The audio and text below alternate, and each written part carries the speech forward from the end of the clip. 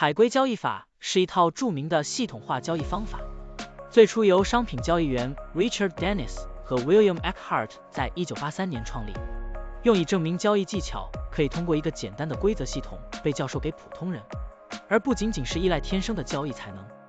海龟交易系统并不限定于特定的商品或市场，它可以应用于股票、加密货币、期货和外汇等各种市场。现在，我们就设定一些参数，让 Stocktiny AI 帮我们生成程序，对中国人寿2628HK 进行回测计算。设定参数如下：头寸规模，使用每次加仓 20%。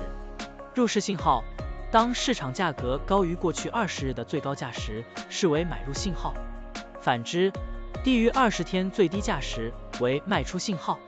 加仓策略，每当价格移动到1/2的20日均幅指标 ATR 时加仓一次。运行时间从2023年1月1日到2024年5月10日。交易手续费设定为 0.10%。好了，按照上面的设定，视频下方就是持仓的情况，蓝色为股票仓位，黄色为现金仓位。累计交易19次，期末持仓价值104661.48元，盈利 4.66%。相比持仓不动，多盈利 20.03%。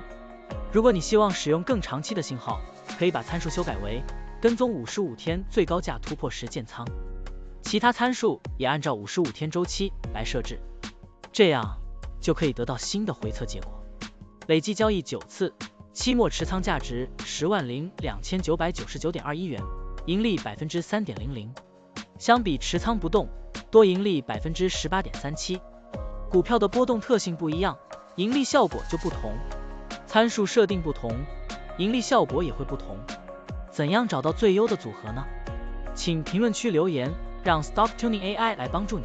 股票调优 AI， 利用 AI 技术赋能您的股票选择与操作。